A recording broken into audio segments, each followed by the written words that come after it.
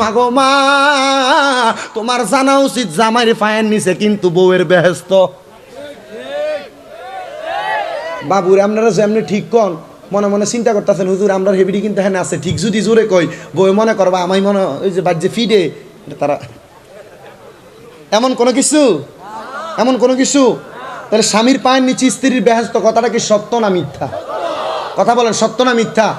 এটা বাজ্যে বউরে কইেন, বউ কব হ্যাঁ ভালো হইতো, এটা তো কত সুন্দর কথা, এটা তো আমরা জানি। বউরে আবার অফার একটা কথা কইেন, স্ত্রী এটা তো জানো ঠিক, তুমি জানো সাইটটা বিয়ে করো সুন্নত। এবার কই বাচ্চা বিয়ে সাইটটা করার লেগে আগে দিয়ে কথা কইছেন সাফাত দাঁত চলে দিব ধরে, ঠিক না? কোনো নারী চায় না তার স্বামীটাকে দুইটা ভাগে ভাগ করে দিতে, ঠিক না? কারণ মহিলারা স্বামীকে অত্যন্ত বেশি মহব্বত করে। যত ঝগড়া, যত দফাদফি, কিলাকিলি, ফিডাফিডি হোক না কেন, বাবুরে স্বামী যা করেন আর না করেন বিয়ে আরেকটা খুঁজে, ঠিক না? আপনার কি কষ্ট হইতেছে? আজকের মাহফিলে যে দুইজন আলেম আছেন, বিশেষ করে আমার পরে যিনি মাওলানা সাইফুল আজম আজহারি সাহেব, বাবর আজহারি সাহেব, উনি আলোচনা করবেন। ওনার আলোচনাগুলো অত্যন্ত আমাদের বর্তমান সমাজের জন্য অধিক জরুরি, অধিক পরিমাণ জরুরি। আমি আগে আলেমদের আলোচনা শুনতাম, প্রবীণ আলেমদের, এবং পাকিস্তানের অনেক আলেমদের আলোচনা মোবাইলে শুনতাম, কিন্তু ওনার দুই একটা কথা যখন শুনেছি, এই কথাগুলো আমার বুকে অনেক আঘাত করেছে। এগুলো আমার মাথাতে অনেক চিন্তা এসেছে, যে চিন্তা করলাম বর্তমানের ওয়াজের ময়দানের কথাগুলো এমন হওয়া দরকার। আর আপনারা দুইটা গজল যদি বক্তা না বলতে পারে, এটা বক্তইল, ঠিক না? এটা বক্তইল। একটু জিকির না করতে পারলে এটা বক্তা, এটা কোনো কিছু হইছে না এটা। কিন্তু আজকে হুজুর আসার পর ওয়াদা রাখবেন, যতগুলা কথা বলবে প্রত্যেকটা কথা ঠিকভাবে শুনবেন, প্রত্যেকটা কথা শুনে আমলে জিন্দেগিতে বাস্তবায়ন করার চেষ্টা করবেন। গজল জিকির সারা বছর শোনা যাবে, হুজুরের পরে তাই হিসাব আসবে না। মূল্যবান আলোচনাও করবে, গজলও গাইব, জিকিরও দিবে। তবে একটা কথা মনে রাখেন, যা বলে মাথায় নিয়ে বাড়িতে যাইয়েন, জীবনে বাস্তবায়ন করেন, কাজে লাগবো। আর নসেত ইচ্ছা মতো বললেও এগুলো আপনাদের কাজে লাগবে না। আমি যা বলতেছি, মূর্খ মানুষ, এলেম কালাম নাই, শুধু কণ্ঠে দিয়ে দুই একটা কথা বললে মানুষ শোনে বিদায়, মানুষ ওয়াজ মাহফিলে দাওয়াত দেয়। আর নচেত আমার এলেমের খবর আপনারা জানলে এটা বলতেইছে না, এটা শুধু দুই একটা কথা বলি, শুধু শোনেন, যদি আমল করতে মন চাই করবেন। আর যদি আমার কোনো কথা আপনার কাছে ভালো না লাগে, মানার দরকার নাই, মানতে মন চাইলে মানবেন। এটা দিয়ে যদি কোনো উপকার হবে মনে করেন, আপনি এটার অনুসরণ করবেন, আর নচেত অনুসরণের দরকার নাই। কারণ আমি ছোটো মানুষ তো, হুজুরের অন্য দাঁড়িয়ে উঠছে না, একটু ঠিক করে বুঝা যাইয়েন। তাহলে স্বামীর পায়ের নিচে কার বেহেস্ত? জোরে কয় না কি লেগে? স্বামীর পায়ের নিচে কার বেহেস্ত? স্বামীটা ফজরের সময় চক্ষু খুললেন, তাকাইলেন স্ত্রীর দিকে, দেখতেছেন এইভাবে আঞ্জা করে ধরছে পাওটা, এখনো ছাড়ে নাই, এখনো ছাড়ে নাই, এখনো ছাড়ে নাই। স্বামী আবার সজাগ হইলেন, ডাক দিয়া বলে, স্ত্রী তুমি দিয়ে এখনো পর্যন্ত আমার পাওটা ছাড়ো নাই। স্ত্রী ডাক দিয়া বলে, স্বামী গো আপনার পাওটা আমি কেন ছাড়তাম? আপনি না বলেছেন আমি রাত্রবেলা যেন পাওটা ধরে রাখি, এবং রাত্রবেলা ঘুমান থেকে ওঠার পরে আপনি আমার কথা শুনবেন। ওই স্ত্রী এই কথাটা বলা কি এত জরুরি মনে করেছো? আমি তো মনে করেছি আমি ঘুমাইয়া গেলে তুমি আমার পাওটা ছেড়ে দিবা, আমার আর কোনো কথা শোনার প্রয়োজন মনে করবা না, অথবা অন্য কোনো কথা বলতে চেষ্টা করবা না। স্ত্রী একটা ডাক দিয়া কয়, স্বামী গো আপনি তো জানেন আপনার বাবা দুনিয়াতে নাই? বলে হ্যাঁ আমি জানি। আপনি তো জানেন আপনার মা দুনিয়াতে নাই? আপনি জানেননি? বলে হ্যাঁ জানি। আপনার মা বাবা যে কবরে, আপনার মা বাবার জন্য আপনি সন্তান কি করলেন? এক নাম্বার প্রশ্ন দিয়ে আটকাইলেছে জামাই। আপনার মা বাবা যে কবরে, আপনি আপনার মা বাবার জন্য কি করলেন? ভ্যাবলা হয়ে গেছে, আসলে তো কিছু করি নাই। স্ত্রীকে স্বামী একটা ডাক দিয়া কয়, বউ গো বউ, মা বাবা মারা গেছে, কি করব? আমার তো কোনো কিছু জানার নাই। মা বাবা ইন্তেকাল করছে, মা বাবার প্রতি সন্তানের তো কোনো দায়িত্ব আছে কিনা আমি জানি না। আপনারা মনে করেছেন মা বাবা বেঁচে থাকা অবস্থায় মা বাপ অসুস্থ হইলে খেদমত করবেন, বুড়া বয়সে মা বাপরে খাওয়াইলে মা বাপের সঙ্গে সুন্দর ব্যবহার করলে মনে হয় দায়িত্ব, মরার পরে মনে হয় কোনো দায়িত্ব নাই। আমার নবীজি আবু দাউদ শরীফের হাদিস শরীফের মধ্যে বলতেছেন, আন আবি উসাইদিন রাদিয়াল্লাহু তাআলা আনহু ক্বালা বাইনা নাহনু ইনদা রাসূলিল্লাহি সাল্লাল্লাহু আলাইহি ওয়াসাল্লাম ইযি জাআ মিন বানি সালামাতা ফাকালা ইয়া রাসূলাল্লাহি হাল বাকিয়া মিন বিররি আবওয়াইয়া শাইউন আবাররুহুমা বিহি বাদা মাউতিহিমা। আমার নবীকে একজন সাহাবী হযরতে আবু উসাইদিন বলতেছেন, আমি আমার নবীজির দরবারে উপস্থিত ছিলাম। আমার নবীর দরবারে যখন আমি উপস্থিত, আমি আমার দয়াল নবীর দরবারে দেখলাম ইযি জাআ মিন বানি সালামাতা, আমার নবীর দরবারে বনু সালমা গোত্রের একজন লোক আগমন করছে। আইসা একটা ডাক দিয়া কয়, নবী গো, ইয়া রাসূলুল্লাহ, নবী গো, আপনার কাছে জানতে চাই হাল বাকিয়া মিন বিররি আবওয়াইয়া শাইউন আবাররুহুমা বিহি বাদা মাউতিহিমা। ইয়া রাসূলুল্লাহ, আমরার মা বাবার ইন্তেকালের পরে আমরা সন্তানের কোনো দায়িত্ব আছে কিনা আপনি নবীর কাছে জানতে চাই। আমার নবী কয়ে ক্বালা নাআম, অবশ্যই তোমরা সন্তানের দায়িত্ব আছে। ইয়া রাসূলুল্লাহ, দায়িত্বটাকে? আমার নবী ডাক দিয়া কয় আসসালাতু আলাইহিমা, তোমরা মা বাবার জন্য বেশি বেশি দোয়া করবা, ওয়াল ইস্তিগফারু লাহুমা, আম্মা আব্বার জন্য ক্ষমা প্রার্থনা করবা, ওয়া ইনফাজু আহাদিহিমা, তোমার আম্মা আব্বার মনের আশাগুলা পূরণ করবা, ওয়াদা পালন করবা, ওয়াসিলাতির রাহমিল্লাতি লা তুসালু ইল্লা বিহিমা, এবং তোমার মা বাবার আত্মীয় স্বজন যারা আছে তাদের সঙ্গে সুসম্পর্ক বজায় রাখবা, ওয়া ইকরামু সাদিকিহিমা, এবং তোমার বাবার বয়সী মুরব্বী মার বয়সী মুরব্বীরা সম্মান করবা। বর্তমানের পোলাপান আব্বার বয়সী মুরব্বীর সম্মান করব দূরের কথা, সিকেটটা ধরাইয়া আব্বার বয়সী মুরব্বীর দিকে ফু দিয়া দোয়াটা দেয়। কথা বলেন না ঠিক না বেঠিক? না রে না। আম্মা আব্বা ইন্তেকাল করার পরে সন্তানের দায়িত্ব 5টা। 1 নাম্বার আসসালাতু আলাইহিমা, দোয়া করা। 2 নাম্বার ওয়াল ইস্তিগফারু লাহুমা, ক্ষমা প্রার্থনা করা। 3 নাম্বার ওয়া ইনফাযু আহাদিহিমা, আম্মা আব্বার জন্য ওয়াদা পালন করা। ওয়াসিলাতির রাহমিল্লাতি লা তুসালু ইল্লা বিহিমা, এবং আম্মা আব্বার আত্মীয় স্বজনের লগে সম্পর্ক বজায় রাখা, মানে খালা খালু যারা আছেন, নানা নানির বাড়ির সম্পর্কের মানুষ, বাবার আত্মীয়, চাচা চাচি আত্মীয় স্বজন, তার সঙ্গে সম্পর্ক বজায় রাখা, ওয়া ইকরামু সাদিকিহিমা, এবং আম্মা আব্বার বয়সী মুরব্বীদের সম্মান করা। এই 5টা কাজ যারা করবে, আমার নবী কয় আম্মা আব্বা মরার পরের হক আদায় হয়ে যাবে। স্ত্রী স্বামীটার কদম ধরে কয়, স্বামী গো, আপনি আপনার মা বাবার জন্য কি করলেন?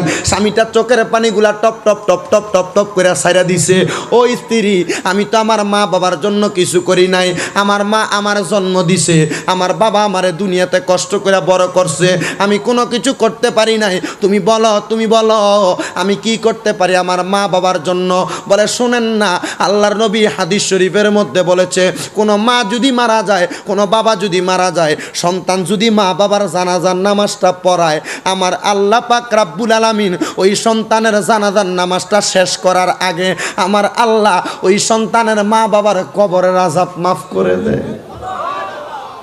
সুবহানাল্লাহ, জোরে কইতে। ওই নেশা করে নাস্তিক ডাক দিয়া কই, স্ত্রী, আমার মা বাপ তো মরে গেছে, আমি কেমনে জানাজা পড়াবো? ওই স্ত্রী ডাক দিয়া কয়, স্বামী, আপনি কেমনে জানাজা পড়াবেন আমি জানি না, তবে আপনার তো ঈমান নাই, আপনি নাস্তিক। কালিমার কথা মনে আসেনি? বিবাহের মোহরানা হিসেবে যে আপনার কাছ থেকে নিছিলাম। বলে, হ্যাঁ মনে আছে। স্বামী গো, ওই কালিমা তো এবার মানি বুঝেননি? বলে, না, আমি কালিমা তো এবার মানি বুঝি না। পরে পড়েন লা ইলাহা ইল্লাল্লাহ, পড়তেছে লা ইলাহা ইল্লাল্লাহ। বলে, আপনি পড়েন আল্লাহ ছাড়া কোনো মাবুদ নাই। পড়লাম আল্লাহ ছাড়া কোনো মাবুদ নাই, মুহাম্মাদুর রাসূলুল্লাহ, মুহাম্মদ সাল্লাল্লাহু আলাইহি ওয়াসাল্লাম আল্লাহ পাকের রাসূল। পড়েন। বলে, পড়লাম। স্বামী গো, এই যে মা বাবা মরলে সন্তান জানাজা দিলে মা বাবার কবরের আযাব মাফ হয়ে যায়, ওই কথাটা মুহাম্মদ সাল্লাল্লাহু আলাইহি ওয়াসাল্লাম আল্লাহ পাকের নবী কইছে।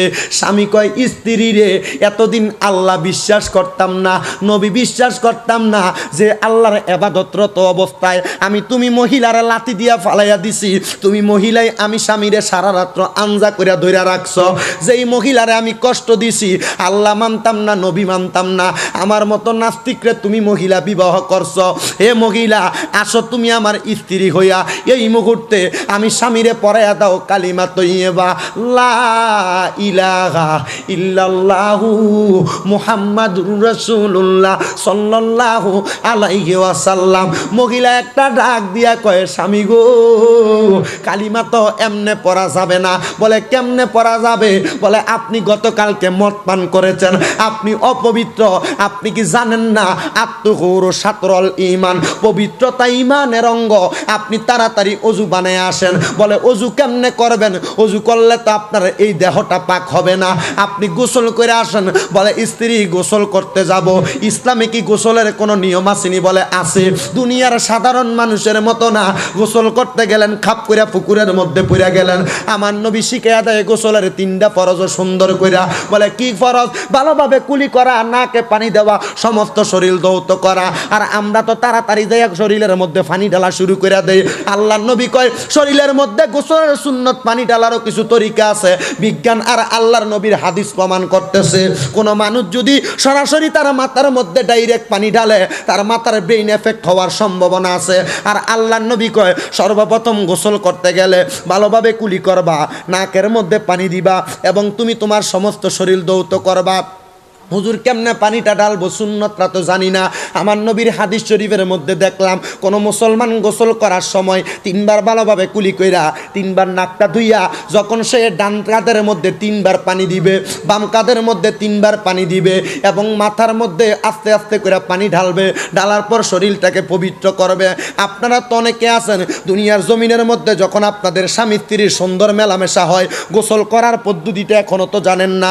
অনেক যুবকেরা আছো, আপনারা রাগ করলে করতে পারেন। অনেকের যখন গোসলটা ফরজ হয়ে যায়, এক কথায় নাইট প্রেশারের মাধ্যমে যখন আপনার শরীর অপবিত্র হয়ে যায়, আপনি তো গোসল করার নিয়মটা এখনো পর্যন্ত জানেন না।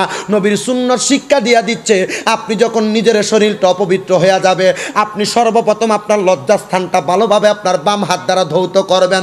ধৌত করার পরে আপনি আপনার মাথা পর্যন্ত, কোমর পর্যন্ত ধৌত করবেন। এটা করার পরে আপনি ভালোভাবে কুলি করবেন, নাকে পানি দিবেন। দেওয়ার পরে ডান কাঁধে 3বার পানি দিবেন, বাম কাঁধে 3বার পানি দিবেন। আস্তে আস্তে মাথার মধ্যে পানি ঢালবেন, শরীরটা ধৌত করবেন ভালোভাবে। তারপরে আপনার গোসল হবে। হুজুর অপবিত্র যে কাপড়টা হইয়া যায়, কাপড়টা কিভাবে পবিত্র করব? অপবিত্র কাপড়টাকে পবিত্র করার জন্য নবী আমার বলে দিচ্ছেন, তোমরা ওই কাপড়টাকে পানির মধ্যে ধৌত করার পূর্বে, সাবান লাগানোর পূর্বে ওই কাপড়টাকে একসাথে করে পানির মধ্যে 3বার সুবা দিবা। 3বার পানির মধ্যে ধৌত করার পূর্বে একবার বলবা আউযু বিল্লাহি মিনাশ শাইতানির রাজিম, আবার তুলে ফেলবা, আবার বলবা আউযু বিল্লাহি মিনাশ শাইতানির রাজিম, আবার তুলে বলবা, আবার পড়বা আউযু বিল্লাহি মিনাশ শাইতানির রাজিম। 3বার তোলার পরে ভালোভাবে সাবান দিয়ে তোমার অপবিত্র কাপড়টারে ধৌত করবা। কিন্তু আমরা মুসলমান, আমরা জানি না, আমরা তো সারা জীবন অপবিত্র কাপড় পরে চলাফেরা করতেছি। আল্লাহর দোহাই লাগে, অপবিত্র কাপড় পরে যারা চলাফেরা করে তারার মরণটা কিভাবে হবে তারা জানে না। কিন্তু আমার নবী বলেছেন, পবিত্র কাপড় পরে যারা চলাফেরা করে, অ্যাক্সিডেন্টে মারা যাক আর যে অবস্থায় মারা যাক, তার মরণ শহীদের মরণ। সুবহানাল্লাহটা জোরে পড়লেন না? স্ত্রীর স্বামী একটা ডাক দিয়া কয়, স্ত্রী গো, ও স্ত্রী, তোমার কাছে জানতে চাই, তুমি বলো আমার গোসলটা আমি কেমনে করব, তুমি আমারে শিখিয়ে দাও। স্ত্রী আবার শিখিয়ে দিলেন, স্বামী এইভাবে এইভাবে গোসলটা করবেন। গোসলটা করে ঘরে আসছে, ফজরের নামাজের আযান হইয়া গেছে। স্বামীটা যখন ওই জায়গার মধ্যে থাইকা গোসল করতে যাবে, কিন্তু বড় আনন্দের বিষয় হইল, ওই নেশাগ্রস্ত অবস্থায় ওই স্বামীটা ওই জায়গার মধ্যে থাইকা নেশাগ্রস্ত অবস্থায় গভীর রজনীতে তার স্ত্রীর সঙ্গে মেলামেশায় আবদ্ধ ছিল। নেশাগ্রস্ত অবস্থায় বলে হুজুর পায়না ধইরা ছিল, পাও ধরা অবস্থায়ও স্বামীটা নেশাগ্রস্ত অবস্থায় তার স্ত্রীর সাথে মেলামেশা করলেন। করার পরে আবার স্ত্রী স্বামীর পাওটা ধরে রাখছে, ছাড়ে নাই। কারণ স্বামীরে আজকে হয়তো বালা করিয়াম, নয়তো স্বামী জীবনের মতো বাদ। স্ত্রীটা যখন ধরছে, স্বামী অজু বানাইয়া গোসল বানাইয়া এবার ঘরের মধ্যে প্রবেশ করছে। ডাক দিয়া কই, স্ত্রী আমারে কি তুমি কালিমা পড়াইবা না? আমি কি মুসলমান হইতাম না? একটা সেকেন্ড যদি আমার জীবন থেকে চলে যায়, আমার হায়াত থেকে চলে যায়, আমি স্বামী যদি এই মুহূর্তে মারা যায়, আমার তো ইমানটা ঠিক থাকবে না। এবার মহিলা কয়, স্বামী আমি যেই মুসল্লায় নামাজ পড়েছি, আপনি ওই মুসল্লার মধ্যে নামাজে দাঁড়ায়া যান। মহিলা স্বামীর সঙ্গে নিজের পবিত্রতা অর্জন করে ফেলছে ওই জায়গার মধ্যে।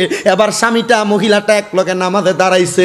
মহিলাটারে কয়ে, স্বামী সামনে দাঁড়াও। মহিলা ডাক দিয়া কয়ে, স্বামী জামাই বউ যখন এক লগে নামাজ পড়ে, বউ সামনে থাকতে পারে না, স্বামী থাকে সামনে, বউ থাকে পেছনে। বলে, স্বামী সামনে থাকে, স্বামীর ইমামতিতে নামাজ হয়, তুমি দিয়ে আমারে নামাজ পড়াইলা না। আপনারা অনেকে জানেন, বাসর ঘরে ঢুকার পরে জামাই বউ দুইজনের 2 রাকাত নামাজ পড়াইনিও, কয় না জোরে? স্বামী স্ত্রী দুইজনকে 2 রাকাত নামাজ পড়ায় নবীর সুন্নত তরিকা। স্বামী ইমামতি করবে, স্ত্রী নামাজ পড়বে, নফল নামাজ। ওই নামাজটার উদ্দেশ্য হইল তাদের গর্ভে যে সন্তান আসবে, ওই সন্তান যেন একটা নেককার সন্তান হয়। সুবহানাল্লাহ, জোরে কইলেন না? ও তুমি কাউরে দিলা 10টা সন্তান, থাকার জায়গা নাই। কাউরে দিলা ধন সম্পত্তি, একটা সন্তান নাই।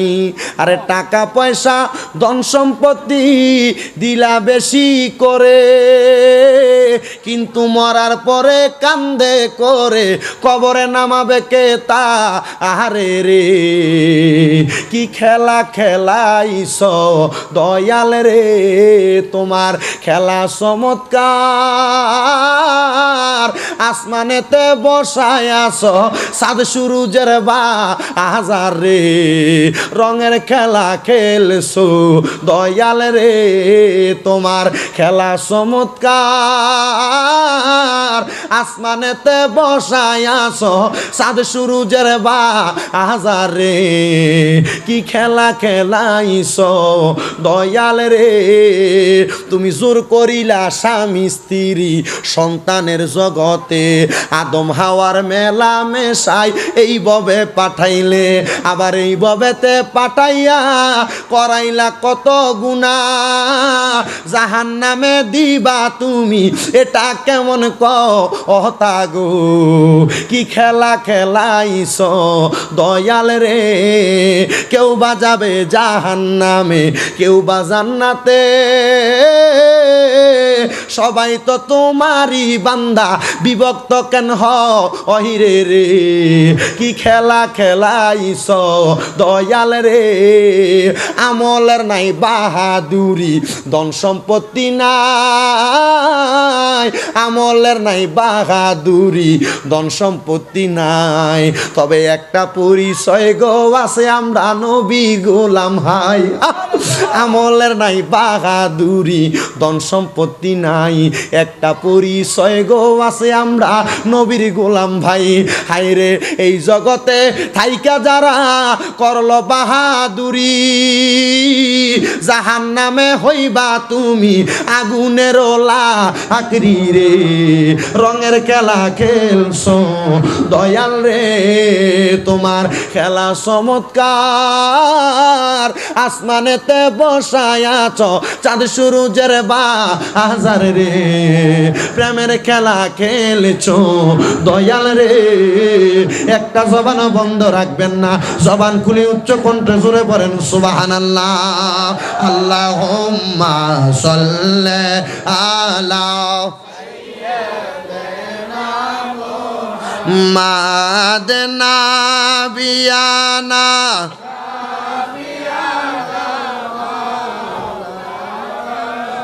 জগৎ পাগল কাবার জন্য, কাবা পাগল মাবুদের, আমার মাবুদ পাগল দয়াল নবীর, নবী পাগল উম্মতের আল্লাহুম্মা সাল্লি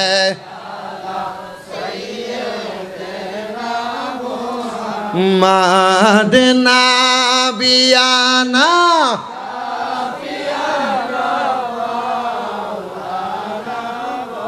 আমার ভাই বাবারা বন্ধুরা, স্বামীটা যখন অজু করে আসছে, মহিলাটা সামনে দাঁড়ায় না, কয় স্বামী আপনি আগে যান।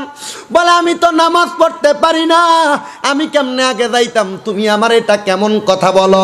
বন্ধুরে, ওই স্বামীটা যখন নামাজ পড়তে পারে না, স্বামী স্ত্রী মহিলাদের ইমামতি জায়েজ নাই, এই কথাটা মহিলা বালা কইরা জানে। তবে স্বামীর আগে পড়ায় কালিমা তৈয়্যিবা লা ইলাহা ইল্লাল্লাহু মুহাম্মাদুর রাসূলুল্লাহ।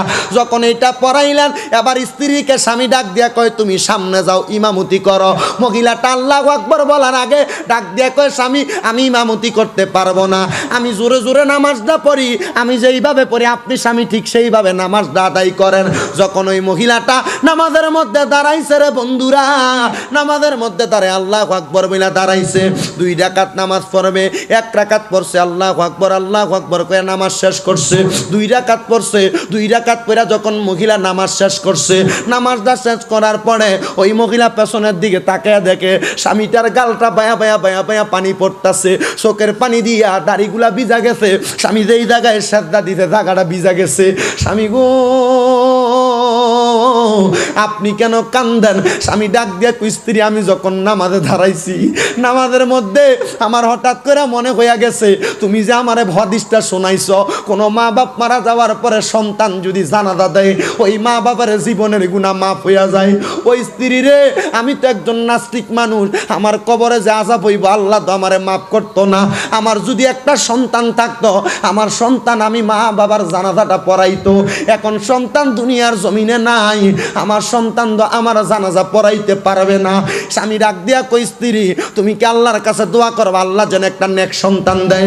এবার স্ত্রী কয় স্বামী নামাজ পড়ছেন 2 রাকাত, আসেন আমরা একটা সেজদা আদায় করি। ওই সেজদাটার নাম কয় শুকরিয়া সেজদা। কিসের? আপনি লাখ টাকার মালিক, কোটি টাকার মালিক, টাকা পাওয়ার পরে নাতিরে মুসলমানি করান, ডান্সের পার্টি, নাতিনরে কানফোরানির অনুষ্ঠান করেন, আবার বিয়ার মধ্যে গান বাজনা করে টাকা পয়সা উড়ান। এখনো পর্যন্ত তো লাখ টাকা, 1000 টাকা, একদিনে 5,000 টাকা কামাই হওয়ার পরে 2 রাকাত শুকরিয়ার নামাজ আল্লাহর কাছে আদায় করলেন না। বন্ধুরে, ওই ব্যক্তিটারে তার স্ত্রী ডাক দিয়া কয় স্বামী আমার কাছে সবচাইতে বড় খুশি লাগে, আসেন না আমরা 2 জনে মিলা আমরা একটু শুকরিয়ার সেজদা আদায় করি। সেজদাটা দেওয়ার জন্য স্বামী স্ত্রী 2 জন আল্লাহু আকবার কয়ে সেজদায় গেছে। মহিলা আল্লাহর কাছে সেজদার ভিতরে সুবহান রাব্বিয়াল আলা পড়ে না। একটা নামাজ আছে যেই নামাজের নাম সালাতুল হাজতের নামাজ, ওই নামাজটা আদায় করলে সেজদার মধ্যে মানুষ সুবহান রাব্বিয়াল আলা পড়ে না। সেজদার মধ্যে তার যত সমস্যা আছে সমস্যার কথা সেজদায় যায় পড়ে। বন্ধুরে, ওই মহিলাটা সেজদার নামাজের মধ্যে যখন গেছে, সেজদাটা দিয়া আল্লাহর কাছে ডাক দিয়া কয় আল্লাহ এমন একটা সন্তান দান করেন, আমার স্বামী সারা জীবন নাস্তিকতা করেছে, খারাপ কাজ করেছে, আমার স্বামীটা যেন ভালো হইয়া যায়, আমার স্বামীটা যেন সুন্দর পথে চলে আসে। ও আল্লাহ গো, আপনি আমার দোয়াটা কবুল করেন। এই মুহূর্তে মহিলাটা শুনল রে, তার স্বামীটা সাজদার মধ্যে আল্লাহকে একটা চিল্লানি মারছে। আল্লাহ বলে চিল্লানি মারার পরে আর স্বামীটার দিকে মহিলা সাজদা থেকে মাথা উঠাইয়া ডাক দিয়া কয় স্বামী ফজরের সময় হয়ে গেছে, তাড়াতাড়ি মাথা উঠান, তাড়াতাড়ি মাথা উঠান, তাড়াতাড়ি মাথা উঠান। মহিলাটা স্বামীটা মাথা উঠায় না। যখন স্বামীটা মাথা উঠায় না, এবার মহিলাটা ডাক দিয়া কয় স্বামী আর আল্লাহরে ডাইকেন না, ফজরের সময় চলে যায়। মহিলাটা স্বামীটার মাথাটার মধ্যে যখন ধরছে, স্বামীটা ডান দিকে কাত হয়ে পড়ে গেছে, মুখের মধ্যে নাকের মধ্যে হাত দিয়া দেখে স্বামী আর কোনো কথা বলে না। মহিলা একটা চিল্লানি মেরে কয় আল্লাহ, ও দয়াল আল্লাহ, আমার স্বামী সারা জীবন খারাপ কাজ করছে, আপনার প্রতি বিশ্বাস ঠিক রাখছে না। আল্লাহ গো, ফজরের নামাজ দাও পড়তে পারে নাই, মাত্র 2 রাকাত নফল নামাজ পড়ছে, একটা সেজদা দিছে, আপনি বুঝি আমার স্বামীটারে দুনিয়া থেকে লইয়া গেছেন। আল্লাহ, ও আল্লাহ, কে আমার স্বামীটার জানাজা পড়াবে? আমি মহিলা তো কোনো ব্যবস্থা করতে পারবো না। খোদার কসম রে বন্ধুরা, এলাকার মুসল্লিরা ওই দিন ফজরের নামাজ পড়ার পর প্রত্যেক ঘরে ঘরে গেছে, কে কে নামাজ পড়ে না খবর নেওয়ার জন্য। ওই দিন ওই ঘরের দরজার মধ্যে আইসা সালাম দেয়, আসসালামু আলাইকুম ওয়া রাহমাতুল্লাহ, কে আছো ঘরের মানুষ, দরজাটা খুলবানি। একটু দরজাটা খোলো না, তোমার স্বামীর কথা জিজ্ঞেস করতে চাই, সে কি নামাজ পড়বে না। মহিলা দরজাটা খুইলা ডাক দিয়া কই, এলাকার মানুষ, আমার স্বামীটা আজকে ফজরের নামাজ পড়তো, কিন্তু ফজর পড়তে পারে না, মাত্র 2 রাকাত তাহিয়াতুল উজুর নামাজ পড়ছে। ওযু করার পরে একটা সাজদা দিছে, যে সাজদাটার নাম শুকরিয়ার সাজদা। আমার স্বামীটা দুনিয়া ছেড়ে ইন্তেকাল করছে। সবাই পড়ে ইন্না লিল্লাহি ওয়া ইন্না ইলাইহি রাজিউন। সবাই পড়া জানাজা দিছে। ওই মহিলাটার স্বামীটার জানাজা দেওয়ার পরে কবরের মধ্যে লাশটা দিছে। মহিলাটার একটা অভ্যাস ছিল, রাত্রে ঘুমাইতো না, এশারের পর থেকে ফজর পর্যন্ত তাহাজ্জুদ পড়া সময় কাটাইয়া দিত। ও বন্ধু, মহিলাটার মনে বড় শখ ছিল একটা সন্তান হবে দুনিয়ায়। আল্লাহর কাছে ওই দিন রাত্রবেলা তাহাজ্জুদের মুসল্লায় কান্দে, আল্লাহ আমার স্বামীটা মারা গেছে, আমার স্বামীটা জান্নাতি না জাহান্নামী আমি মহিলা জানি না, রব্বুল আলামিন আপনি আমার স্বামীটার কবরের নাজাতের ফয়সালা করে দেন, নাজাতের ফয়সালা করে দেন। ওই রাত্রবেলা মহিলাটা কান্না করতে করতে নামাজের মুসল্লার ভিতরে ঘুমায়া গেছে। নামাজের মুসল্লার ভিতরে ঘুমন্ত থাকা অবস্থায় ওই মহিলাটা হঠাৎ করে স্বপ্ন দেখতাছে, হঠাৎ করে স্বপ্ন দেখতাছে কে জানি একটা সাদা পোশাকওয়ালা ওই মহিলাটার ডাকে, স্ত্রী, ওই স্ত্রী আয় আয়, আমি স্বামীর কাছে আয়। স্বপ্নরত অবস্থায় মহিলাটা ডাক দিয়া কয়, কে আপনি? আপনার আমি চিনি না, যাব কেন? আমার স্বামী নাই, আমি আপনার কাছে যাইতে পারবো না। এবার ওই সাদা পোশাক পরনেওয়ালা ব্যক্তিটা মুখ থেকে পর্দা তুইলা কয়, আমারে তুমি চিনো নাকি? হায় রে স্বামী, এত সুন্দর সাদা পোশাক আপনি কোথা থেকে আগমন করেছেন? বলে, আমি অন্য কোনো জায়গা থেকে আগমন করি নাই, আমি জান্নাত থেকে তোমাকে দেখা দেওয়ার জন্য এসেছি। হে স্বামী, আপনি কিভাবে জান্নাতে গেলেন? আপনি না সারা জীবন নাস্তিক ছিলেন, আপনি না সারা জীবন খারাপ অবস্থায় ছিলেন, আপনি না নাস্তিকতা করে আল্লাহ মানেন নাই। স্বামী ডাক দিয়া কই, স্ত্রী, গতকালকে রাত্রবেলা নেশা করে আসার পর তুমি আমার কদম ধরেছ, তুমি আমার কদম ধরার পর আমি এবার সকালবেলা তোমার কথা শুনে ফজরের নামাজ পড়ার আগে আমি 2 রাকাত নামাজ পড়ছি, একটা সাজদা দিতে শুকরিয়ার সাজদা, ওই সাজদারত অবস্থা আমি মারা গেছি। হে স্ত্রী, স্ত্রী তুমি কি জানো না, তুমি কি জানো না আমার আল্লাহর কাছে বেশি ইবাদত লাগে না, আখলিস দীনাকা ইয়াকফিকাল আমালুল কলিল, ইমানটাকে তাজা করলে অল্প আমল নাজাতের জন্য যথেষ্ট হয়ে যায়। আমি যখন কালিমা পড়ে ইমান ঠিক করছি, খুদা কি কসম, ইমান ঠিক করার পরে মাত্র 2 রাকাত নামাজ পড়ছি, একটা সেজদা দিছি, আমার আল্লাহ আমাকে 2 রাকাত নামাজ আর একটা সেজদার বিনিময় আমি স্বামীকে জান্নাতের মধ্যে দিয়েছেন। বলেন সুবহানাল্লাহ।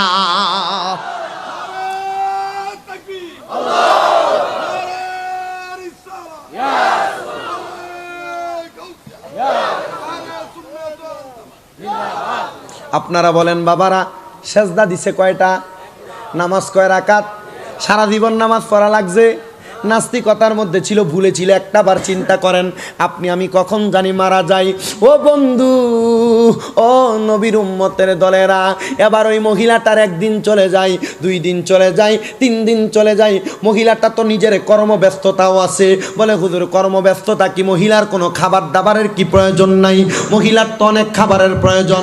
এবার মহিলাটা একদিন 5 মাস যখন স্বামী ইন্তেকাল করার পরে চইলা যায়, 6 মাস পরে মহিলাটা হাতের মধ্যে একটা পানির পাত্র অথবা কলস নিয়া মহিলা গেছেন নদীর পাড়ে। হঠাৎ করে ওই যে মহিলার স্বামী নেশাগ্রস্ত অবস্থায় তার সঙ্গে মেলামেশা করছিল, মনে আসেনি? 6 মাস পরে মহিলাটা পানির জন্য যখন পুকুরের কিনারায়, নদীর কিনারায় গেছে, কিছু কিছু মহিলারা দূর থেকে সমালোচনা করে, দেখছুনি স্বামী মারা গেছে, এখনো বিবাহ হয় নাই, মহিলাটার পেটটা কেমন ফুলা, মনে হয় আকাম কুকাম খারাপ কর্মকাণ্ড করেছে। মহিলাটা চোখের পানি পালায়া পালায়া বাড়ির মধ্যে চলে আসে 1 কলসি পানি নিয়া।